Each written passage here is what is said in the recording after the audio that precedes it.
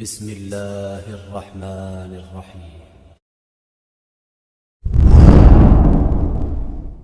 قرآن سننا pod cost. مدد حاصل کرو کس سے؟ صبر سے اور نماز سے۔ ان اللہ مع الصابرین، جان لو کہ اللہ تعالیٰ صبر کرنے والوں کے ساتھ۔ اور سنیے اب یہ آیت اہم ترین ہے صبر کے موضوع پر۔ وَلَنَبْلُوَنَّكُمْ بِشَيْءٍ مِّنَ الْخَوْفِ وَالْجُوعِ وَنَقْصٍ مِّنَ الْأَمْوَالِ وَالْأَنفُسِ وَالثَّمَرَاتِ وَبَشِّرِ الصَّابِرِينَ۔ اور دیکھو ہم تمہیں آزمائیں گے۔ وَلَنَبْلُوَنَّكُمْ، ہم لازماً آزمائیں گے تمہیں۔ بِشَيْءٍ مِّنَ الْخَوْفِ، خوف کی کیفیت طاری کر کے، والجوع، بھوک، فقر اور فاقہ، ونقص من الاموال، مالی نقصان، والانفس، جانی نقصان، والثمرات، اور ثمرات، پھلوں اور میووں کا نقصان۔ میرے نزدیک یہاں پر ثمرات کا مفہوم ایک اور بھی ہے۔ ایک تو صاف تھا کھجور کی فصل تیار ہے، غزوہ تبوک جانے کا حکم مل گیا، کون اتارے گا؟ اور کھجور وقت پر اتری نہیں، برباد ہو گئے۔ یہ ہو رہا ہے نا میووں کا نقصان۔ اور میرے نزدیک یہاں یہ بھی ہے، بسا اوقات بہت سی محنتوں کا نتیجہ انسان دیکھتا ہے کہ ضائع چلا گیا۔ میں نے 10 سال محنت کی، حاصل کوئی نہیں کیا۔ یہ ثمرات کیا ہیں؟ محنتیں، محنتوں کے ثمرات کا ضیاع۔ کوشش آپ نے کی، قسمت کی خوبی دیکھی ہے، ٹوٹی کہاں کمن، 2-4 حاجت کے لبے بام رہ گئے۔ Be prepared. ایک شاعر کے یہ اشعار ہیں، وہ کمیونسٹ تھا، میں نام بھی نہیں لیتا، لیکن یہ کہ یہ اسی انقلابی، چونکہ ان کا بھی ایک انقلابی نظریہ ہے، انقلابی عمل میں یہ سارے مراحل آتے ہیں۔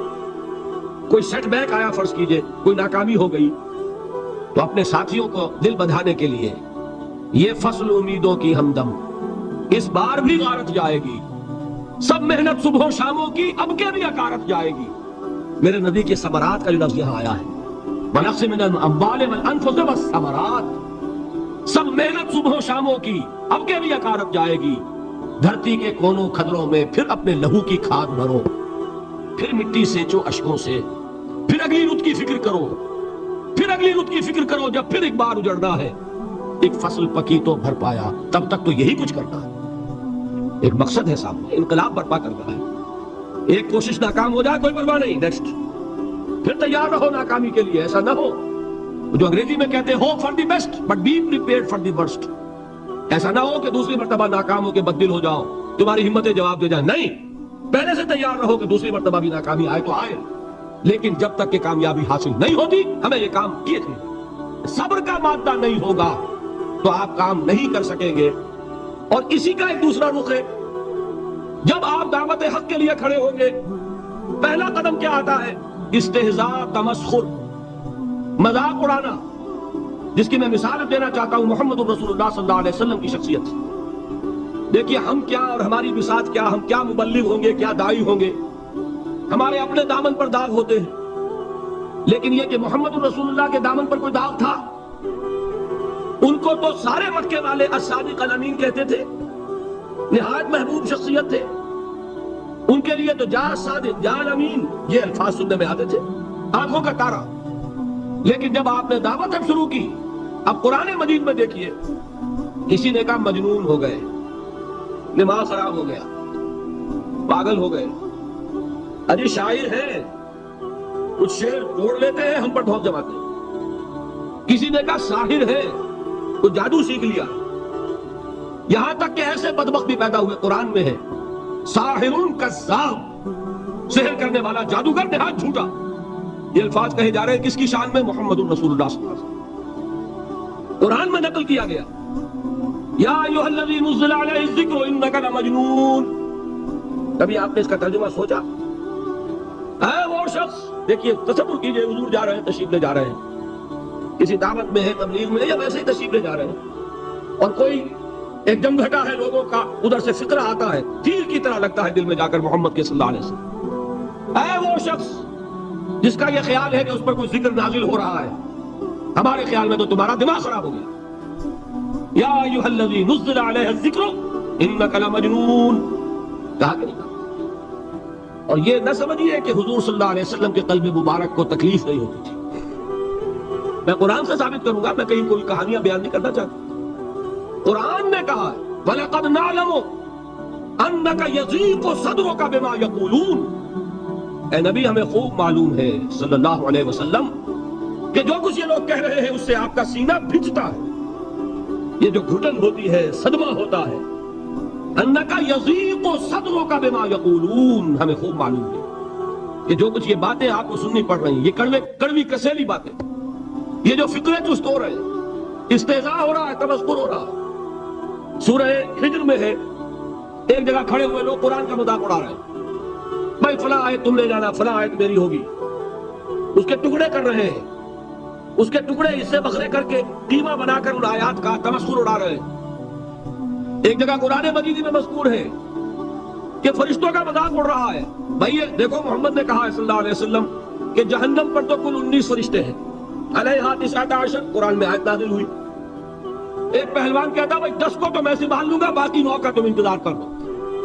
یہ باتیں آ رہی ہیں حضور کے کان میں. کلام الہی کے ساتھ کیا سلوک ہو رہا ہے، مجھ پر کیا فکرے جست کیے جا رہے ہیں، مجھ پر جس طریقے سے استہزاء اور تمسخر کا رویہ اختیار کیا گیا ہے، دل بھج رہا ہے، دل میں صدمہ ہے. دیکھیے سورہ نون ہے، اور میرے نزدیک یہ دوسری وحی ہے جو حضور پر نازل ہوئی ہے، اس کی ابتدائی آیات.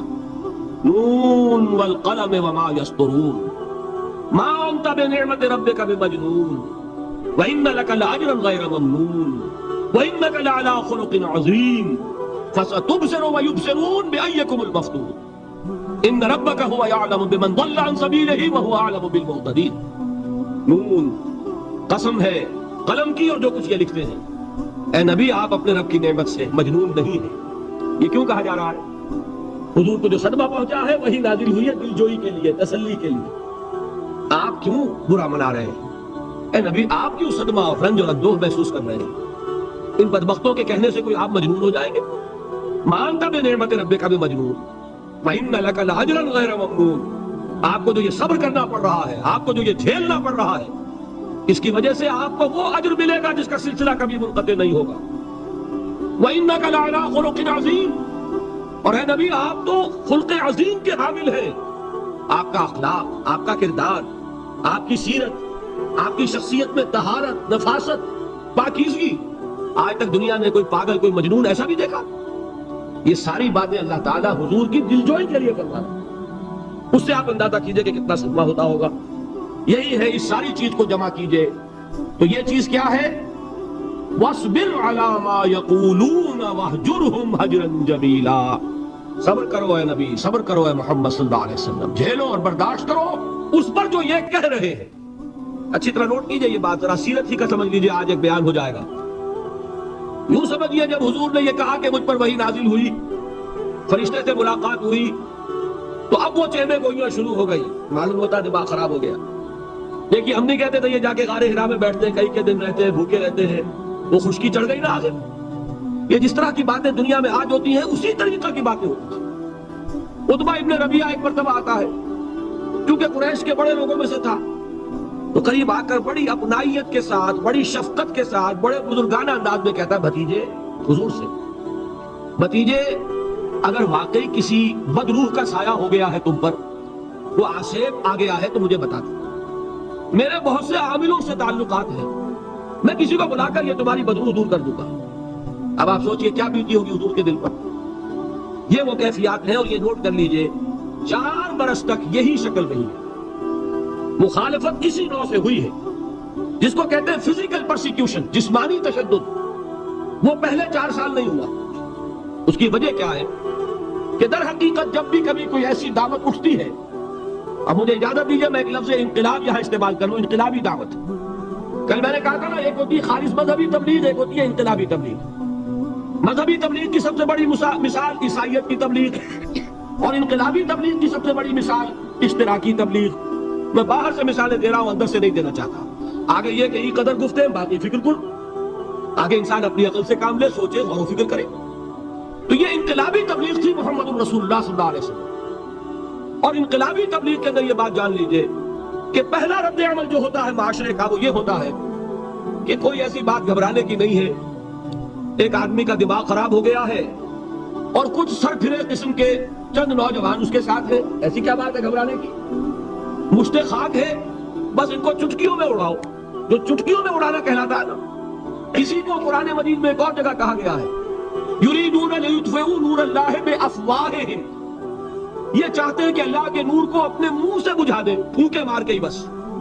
تو پہلا رد عمل جو ہوتا ہے ایک نظام کا، ایک کسی انقلابی دعوت کے خلاف، وہ رد عمل ہوتا ہے استہزاء، تمسخر، مذاق کرو، ان کو جس کو آپ انگریزی میں کہتے ہیں ڈی مورلائز کر دو، ان کی ہمتیں جو ہیں وہ ٹوٹ جائیں، ان کو اس طریقے سے، اسی کا نام ہے آج کل کی اصطلاح میں کیریکٹر اسیسینیشن، ان کی شخصیتیں جو ہیں ان کو داغدار کر دو، ان کا اعتبار ختم کر دو، ان کا استہزاء کرو، تمسخر کرو۔ اور یہ میں آپ سے عرض کر رہا ہوں اس وقت ایک گنا فخر کے ساتھ اور اللہ تعالیٰ کا شکر ادا کرتے ہوئے کہ میں نے جو کام بھی کیا ہے اس وقت پاکستان میں، آپ نے اخبارات میں دیکھا ہوگا، بڑا دقیانوسی مولوی ہے، بیگمات کا رد عمل جو ہوا وہ آپ کے علم میں ہوگا، بڑے جو یہ جدید ہمارے روشن خیال قسم کے جو صحافی ہیں، اگر کہیں آپ نے پڑھا ہو جس طرح استہزاء ہوا ہے، جس طرح مذاق اڑایا گیا ہے، جو الفاظ استعمال کیے گئے ہیں، وہ میرے نزدیک بہت بڑی سند ہے جو اللہ کے ہاں جا کر پیش کروں گا کہ اللہ تیرے دین کے لیے، میں نے اپنے گھر سے کوئی بات نہیں کہی، میں نے جو بات کہی وہ جو شریعت محمدی کی بات ہے وہ کہی، اگر اپنی طرف سے کہیں ہو کوئی اضافہ کیا ہو تو اللہ تعالیٰ کی پھٹکار ہو مجھ پر اور لعنت ہو مجھ پر، لیکن اگر میں نے وہی کچھ کہا جو شریعت محمدی کا تقاضا ہے اور قرآن اور سنت کی بات ہے، تو پھر اگر مجھے کسی نے پاگل کہا اور کسی نے دقیانوسی کہا اور کسی نے اور فقرہ چست کیا تو میں اس کے لیے، میں تو سمجھتا ہوں میرے لیے وہ سند ہے جو اللہ تعالیٰ کے ہاں میں جا کر پیش کروں۔ اب میں آپ کو بتا رہا تھا یہ تو غلام تھے، یہ جو تھے یاسر، یہ حلیف تھے، غلام تو نہیں تھے نا، البتہ وہ ابو جہل کے چچا کی کنیز تھی یہ سمیہ، انہوں نے اجازت لے کر ان سے نکاح کر لیا، یہ تو کنیز رہے گی۔ بیٹا جو ہوا وہ بھی ایک طرح سے جب کنیز زیادہ ہے تو غلام ہو گیا، عمار ابن یاسر۔ وہ جو شخص تھا بہت شریف النفس ابو جہل کا چچا، وہ مر گیا، اب ابو جہل جو ہے اس خاندان کا سربراہ ہے، لہذا یہ تینوں جو افراد ہیں وہ اس کے رحم و کرم پر ہیں۔ یاسر کو بھی پروٹیکشن اگر ہے تو ابو جہل کی ہے، ابو جہل جو چاہے کرے، اور سمیہ تو کنیز ہے ہی، اس کا تو کوئی حق ہے ہی نہیں، جو چاہے کرے، اور عمار ان دونوں کا بیٹا ہے، لہذا بدترین معاملہ کیا ابو جہل نے ان تین افراد کے ساتھ۔ حضرت سمیہ کے ساتھ جو کچھ کیا گیا ہے آپ اس کا تصور نہیں کر سکتے۔ بالآخر جو شہید کیا حضرت سمیہ کو ایذائیں دے دے کے، سسکا سسکا کے، ان کے جسم کے نازک حصوں کو جلا کے، داغ دے کر، کہتا کیا تھا؟ ایک دفعہ کہہ دو کہ میرا جو یہ بت ہے یہ بھی الہ ہے، مان لو میں چھوڑ دوں گا، تنگ آ گیا، کسی طریقے سے ایک دفعہ کہہ دو میں چھوڑ دوں گا۔ لیکن یہ میاں بیوی حضرت یاسر اور حضرت سمیہ رضی اللہ تعالیٰ عنہما، یہ ہے ثبات، یہ ہے صبر، یہ ہے استقلال، ایک مرتبہ بھی کہنے کے لیے تیار نہیں، جو چاہو کر لو، اب ہم تو اس سے پیچھے نہیں ہٹے۔ تنگ آ کر اس نے حضرت سمیہ کی تو شرمگاہ میں برچھا مارا اور شہید کیا۔ حضرت یاسر کے بارے میں ایک روایت یہ ہے، ستا ستا کے، تنگ کر کر کے، آخر کار جو ختم کیا انہیں شہید کیا کس طرح؟ 4 سانڈ اونٹ جوان، ان سے رسے باندھے، ایک رسے سے ایک بازو باندھا، دوسرے سے دوسرا بازو باندھا، تیسرے سے ایک ٹانگ باندھی، چوتھے سے دوسری ٹانگ باندھی، اور چاروں کو دوڑایا ہے کہ جسم کے پرستے ہوئے۔ اس حال میں کیا ہو رہا تھا وہ میں بتا رہا ہوں کہ اللہ تو تاکید کر رہا ہے اپنے نبی کو، اصبر وَلِرَبِّكَ فَاصْبِرْ وَاصْبِرْ عَلَىٰ مَا يَقُولُونَ وَاصْبِرْ وَمَا صَبْرُكَ إِلَّا بِاللَّهِ وَاصْبِرْ لِحُكْمِ رَبِّكَ وَلَا تَكُنْ كَصَاحِبِ الْحُوتِ۔ اس وقت سامنے سے حضور گزرتے تھے جبکہ آل یاسر کے ساتھ یہ معاملہ ہو رہا ہے، کیا فرماتے تھے؟ اصبروا یا آل یاسر فإن موعدکم الجنہ، اے یاسر کے گھر والوں صبر کرو، جھیلو، اس لیے کہ تمہارے وعدے کی جگہ جنت ہے۔ اللہ تعالیٰ ادھر آنکھ بند ہوگی ادھر جنت میں تمہارا داخلہ ہو جائے گا۔ یہ ہے تواصوا بالصبر والعصر ان الانسان لفی خسر۔ یہ تواصوا بالصبر پر کون عمل کر رہا ہے؟ محمد رسول اللہ صلی اللہ علیہ وسلم۔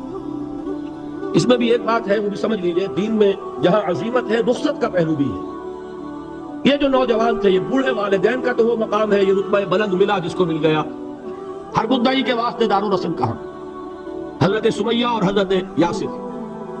نوٹ کیجئے، میں ایک اعتبار سے کہا کرتا ہوں سید الشہداء یہ بنے کہ نہیں بنے، ان کو جو فوقیت حاصل ہوئی، الفضل للمتقدمین، سب سے پہلی جان دینے والی یہ خاتون اور سب سے پہلے جان دینے والا اللہ کے لیے، توحید کے لیے، محمد کی رسالت کے لیے صلی اللہ علیہ وسلم، دے تو بھی محمد کی صداقت کی گواہی. یہ صداقت کی گواہی دیتے ہوئے انہوں نے اپنی جانیں دے دی. لیکن جو نوجوان عمار ہے اس نے رخصت کی راہ اختیار کی. جھیلا نہیں گیا, برداشت نہیں ہو سکا. ایک مرتبہ کلمہ کفر زبان سے نکال دیا, ابو جہل نے چھوڑ دیا. لیکن اب پشیمانی تاری ہوئی ہے, میں کیا کر بیٹھا. اس کے بعد انہوں نے اپنے آپ کو ایک ستون سے باندھ لیا کہ حضور ہی آ کر مجھے اگر یہاں سے کھولیں گے تو میں کھلوں گا, ورنہ میں یہی اپنے آپ کو ہلاک کر دوں گا, مجھ سے کیا ہوگا. حضور خود تشریف لائے, دست مبارک سے کھولا, کہا کہ یہ بھی دین میں اجازت ہے, کلمہ کفر کہہ کر جان بچا لینے کی اجازت ہے.